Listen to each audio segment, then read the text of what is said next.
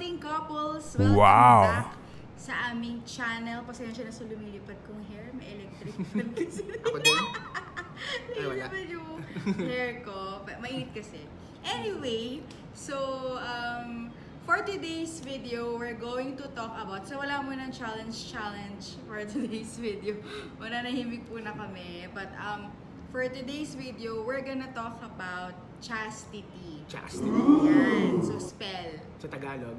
Ay, May Tagalog ba yun? oh, ewan ko eh. Or chastity or remaining pure or abstaining from sex before marriage. Before marriage. So, we're going to talk about, medyo controversial tong topic nito, but we would want to also share our thoughts and feelings about chastity. Yes. Yan. So, first of all, ako muna, ikaw? Ako muna. Oh, Okay. sige, siya muna. Okay, your view on chastity. Okay, my view on chastity. So, ayun yung introduction lang, parang overview lang nung sa aming ng wife ko. So, before we got married last year, naging tayo or we become boyfriend and girlfriend for almost 4 years, di ba? 4 years. 4 years. After 2 years, 2.5, doon kami nag-engage, or 3 years, then we nag-engage kami, then 1.5 years in preparation for our wedding. So, nung naging kami, so from 4 years na yun, so we practice eventually chastity. So, kaya namin siya gustong i-share. Yun yan, yung ibig sabihin ng wife ko, chastity, remaining pure, having no sex or premarital sex prior marriage, so, or wedding day. So, okay, bakit? And ano ang take namin doon? So, for me, siguro as Catholic, di ba, parang our parents or di ba, Catholic culture, di ba, parang they really encourage us to be chaste or chastity prior bago kayo maging mag-asawa. So, ako naman, it's not really it's really hard actually. Kasi sa generation natin ngayon, sa culture natin ngayon, and it's really becoming normal in our generations na parang live-in or parang Casual sex. Diba? So parang we're not saying na parang, or judging everyone na parang doing that, and we're all adults. Yeah, we're all adults na.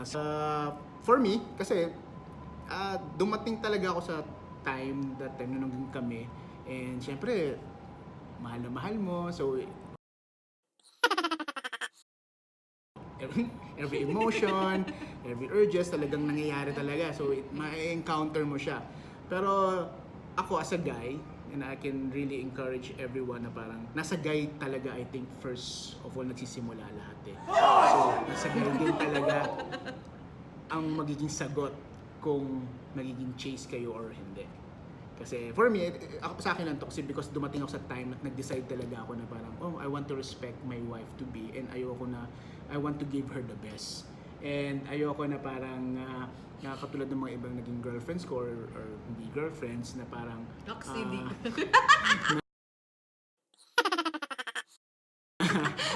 na parang I would do the same to her. So sabi ko, I made a decision na parang naging girlfriend ko na siya na mapangasawa ko, and I will really do my best na give her the best, na walang mangyayari before pagdating ng aming honeymoon.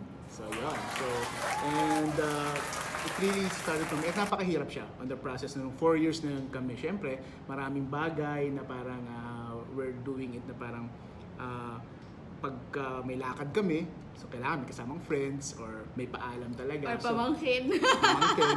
So parang I think we're not putting ourselves doon sa situation na parang matetempt talaga kami to do that. So yun yung parang we are really aware na itong gusto kasi namin. So parang we're not putting ourselves na parang matetempt ka talaga. So isa yun. So I think tsaka nasa lalaki talaga. I think we have as a guys na we have to man up talaga na we really need to put yung ating girlfriend or wife to be na siya talaga yung dapat na iniisip natin to give her the best. Kasi eventually kapag may nangyari na, so mawawala na sa kanya yun eh. So talagang, paano pag hindi naging kayo? So, anong mangyayari, di ba? E din, parang siya talaga yung talo at the end talaga. So guys, parang yung iba, ang tingin dyan is macho, wow, ano ka, pogi ka, di ba? So you have gotten it. Pero, at the end of the day talaga yung girl talaga. So para kung mahal mo talaga siya, talagang siya ang unang-una mong iisipin. And that's the decision that I made that time na talaga sabi ko, kung siya mapapangasawa ko, I will give her the best. Hey! Question! Ang bilis! Ikaw naman, i-share ko. Hindi, question muna. Baka kasi may mga nag-iisip, di ba? Paano pag yung girl ang may gusto? May gusto. May gustong mag-premarital sex, like okay lang sa kanya, liberated siya. Okay. So, parang paano pag yung guy believes in chastity but the girl doesn't? O anong gagawin ng guy sa tingin mo? Wow, hard questions. Kasi diba, dito scripted diba, I mean, napunta na ako sa corporate world, sa ibang, sa ibang secular places na, diba, it's very common, sinabi mo nga, diba, it's very common. So, kahit sabihin mo na you're thinking about the girl, there are times na yung girl naman, game naman siya. Like, gusto naman niya, she's prepared. Yeah. Yan. So, anong gagawin ng guy? I think it really goes down to their values of each other talaga eh. So, values talaga. Siyempre, for me, kung ako, nasa sitwasyon na yon, so I would ask her, if you're ready, paano kung hindi maging tayo? So, are you ready to the consequence? I would talaga explain to her yung consequences to that kind of decision na gagawin talaga. And kailangan kailangan mong sabihin sa kanya or talagang ipa-imagine sa kanya yung magiging consequences or yung parang impact of that decision that you will make. And, di ba? Are you ready for that? Dahil seryoso siya and complicated siya. So if you're not ready and because of that emotions lang or parang at that moment talagang gusto mo lang. Or pag girl kasi minsan yun yung way nila to feel love. Yeah, so malalim Oo. itong topic na to. So, okay, and medyo since magkakaiba tayo ng paniniwala about this. So, sa akin naman, I'll take off from the values part. So, I believe also na it depends on your values as a couple. So, yung iba kasi parehong game, yung iba naman like us parang pareho kaming naging firm sa chastity, though syempre hindi rin mentally. So, of course there were moments na we were very tempted to already do it, pero with prayers and the grace of God, so na-preserve naman namin siya hanggang honeymoon namin. So, for me, on the side of the ladies, so lagi kasing babae yung talo. Yes. So tama kasi yung sinabi niya. Though of course we're very emotional, very nakaka-relate ako na parang kapag mahal mo yung guy, syempre parang willing mong ibigay kasi mahal mo naman siya, 'di ba? Ganyan. So I totally understand. Pero kasi pag naiisip ko na yung halimbawa ano sasabihin ng parents namin kapag nalaman, or worse kapag nabuntis ng maaga, or kapag nahuli, yung mga ganyang bagay ba. So parang one night or one time na pleasure is not worth the consequences for me.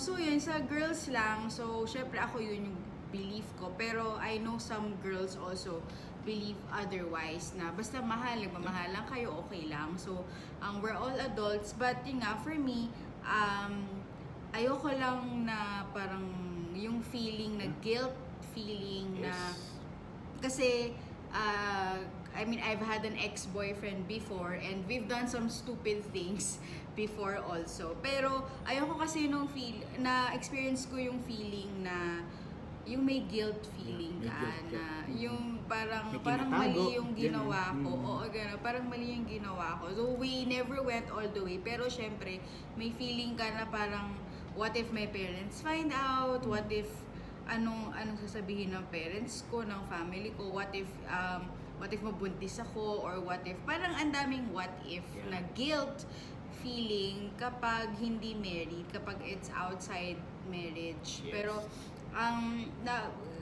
parang kasi we are taught also na sex is God's gift Yes. to married couple. So parang it was never meant to be to give you guilt feeling. It was never made to give you headaches and problems and complications. So parang sa beliefs namin, nagiging ganun lang siya kapag ginamit siya outside marriage. So kasi nga guilt feeling, heaviness, what ifs, ganyan, and unwanted pregnancy. So, mas mahirap yun kesa sa mag-give up ka.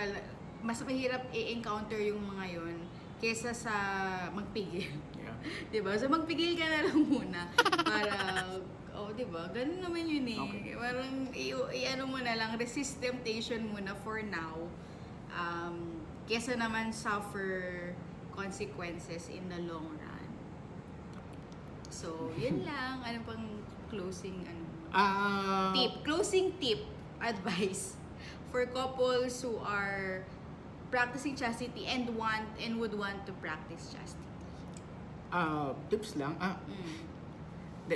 Tama, magkakaiba naman talaga tayo. It's really our choice. Magkakaiba tayo ng choices and beliefs and cultures. So, for us lang, there's really a gift or a blessing if you do it eh. So parang you will really enjoy walang guilt. That's the number one, I think. Yung parang wala kang tinatago or guilt feeling when you go through that process eh. So talagang and talagang it's a really a blessing na if you're doing it within the marriage talaga, within an exclusive with your partner talaga. Ako naman, for the ladies who are struggling to practice chastity, because alam ko ang feeling mahal na mahal mo yung boyfriend mo, of course, kahit fiancé, mahal na mahal nyo, go na, di ba? So, nasa sa inyo yan. Hindi, yung mga feeling na go na. Parang nasa sa inyo yan. If you think you're mature enough to handle possible consequences, that's your choice. But of course, if you would ask me, it's the best decision I've ever made to preserve my my preserve my virginity, and of course parang give it as a gift to your future husband. And priceless yun eh, sobrang parang tinetreasure mo na yung future husband mo kahit hindi pa kayo kasal, and believe me, he would really appreciate it during your honeymoon. So, and no guilt, no shame.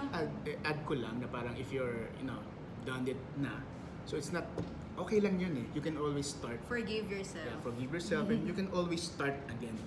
And, make a decision right now na, you will reserve it to the right partner or for the right one. Hindi lang, to your spouse. Yeah, to the right. Oo. Kasi pag, yung iba, right partner, then the one, I generic. Yun na nga. Spouse na talaga. For your future spouse na. Okay. So, yeah. Okay. So, yun lang. So, what do you think of chastity? Are you practicing it? Are you not practicing it? What's your... comment kayo. What's your thought? What's your thought? What's your thought? What are your thoughts about it? Whatever feelings you may have about our topics, so just comment down below. And yes. of course, for more of this and other adulting issues and challenges, activities, etc., so subscribe to Adulting Together, and you can also click the notification bell and follow us on Instagram, also Adulting Together. So, Yes. yun lang, and see you on our next video.